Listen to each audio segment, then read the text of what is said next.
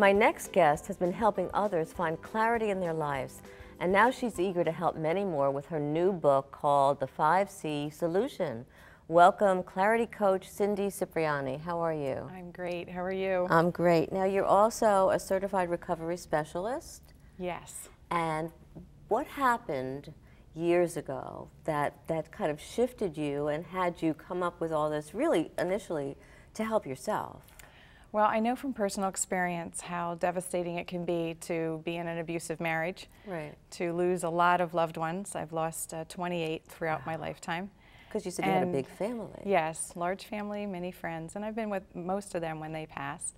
Which is hard. And also a lot of other things, you know, job changes, moving. I had several car accidents that I had to have surgery for. There's so many life transitions that everyone goes through, and grief is really a normal and natural reaction to any type of change in your normal day-to-day life. Sure, because you have to get used to moving past what's here, and then sometimes it's even embracing what you don't even know to get to the next place. Yes. So there's loss involved. There's not only the grief, because we never go to school to learn how to deal with grief. There's a lot of misinformation out there. People say, well, it just takes time, or be strong. You know, things that they tell you don't really help. So I wanted to really get educated in what would help people to move past grief, and not just for the death of a loved one, but also in any type of life transition. Right, well, any kind of grief that we're experiencing. So you came up with this 5C solution, and it's going to be a book. Actually, It is a book. It's going to be released very shortly. Yes. What are the 5Cs, Cindy? Well, I use my hand as a memory tool. Okay. So the first one is the smallest finger, and that stands for clarity. If you don't know who you are in the core and what you want and where you're going, then it's like trying to go on vacation and not having an address to put in your GPS. You're not going to get there. Right. So clarity is really important. Once you're really clear, then we commit, which is your ring finger. Okay. We commit to a course of action. And then as soon as you commit to something, challenges are going to arise. Of course. And so it's conquering those challenges, actually preparing for them.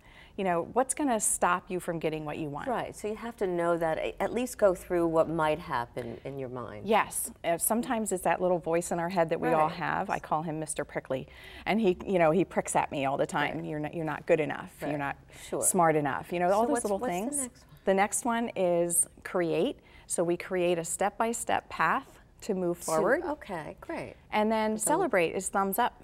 When you're finally at that place and you've moved past the confusion, the sorrow. And yes, and actually every little step that you take, you should be celebrating. I like that because it's important, and that helps you really move forward to the next one too. Yes, it does. You do a lot of work with going into businesses and help them with grief and with problems. How does that work? Yes. You work with teams too, right? I work with business teams because, you know, where are people going every day? They're going to work. Right. And a lot of times they have a loss, and they might have a couple days off after the death of someone, but they're not, you know, fully over the grief. They're going back into work with all sorts of emotions that they don't know how to deal with. And their productivity goes down, their morale goes down. Which affects the overall company. It may also affect the other people that are working closely with them, right? Correct. And so going into the business, I actually can help individuals and the team to be able to know what to do, how to help that person, and help themselves. So you wrote this book, and I know the other one is going to be released shortly. Yes. Tell us a little bit about this. It's called Moving Past the Death of a Loved One. It's actually a daily reading book. So it has small little things for you to read. You can get up in the morning and just read a passage, gives you something to think about, and it's really the different emotions that you're feeling are the different chapters. So if you're feeling anger, you can go to the chapter on anger, just read the little, you know, something, and then journal how you feel. You know why I think that's so important, Cindy? Because oftentimes, like you said earlier, when we're going through those feelings, there's nobody who's validating them. Yes. So this validates the different feelings that we're going through, says, okay, you're going to experience it, here, read about it, think about it, do something about it, celebrate where you're going with it, Yes. and take time for that.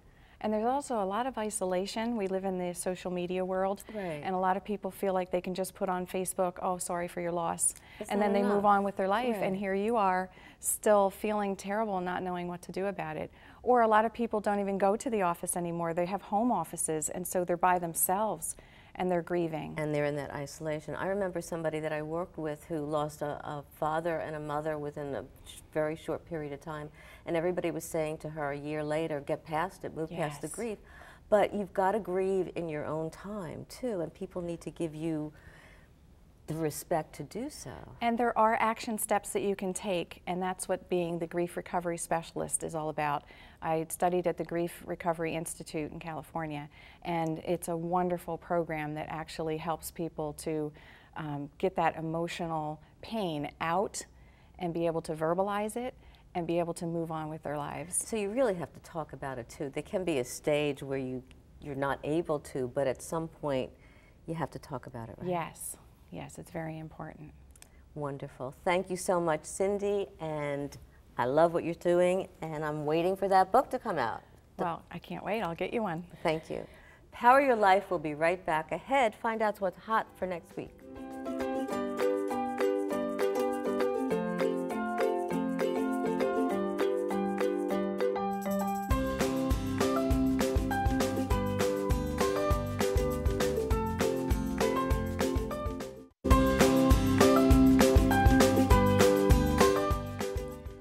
To de-stress, and yet you find that you gravitate to food for that support? Well, that's okay, but instead of piling up the food intake, decide to make a switch. Decide that you'll choose to eat, but choose foods that can stop stress right in its tracks. Keep a supply of these foods on hand when you feel like you're over the edge or getting close to it. Pistachio nuts, cashews, dark chocolate, oatmeal, salmon, turkey, avocado, and blueberries with lots of antioxidants. Don't let stress cripple you. Make healthy food choices instead, get moving, and find something to laugh at. Stress is inevitable, but how you handle it is up to you, and it's your choice. Choose options that work and get you smiling. Thanks for being with us today. Next week, you've heard the famous Dirty Dancing song. Now meet the man behind the words to A Time of Your Life. Local songwriter Frankie Privet joins us next time to tell us how he came to write the song of his life.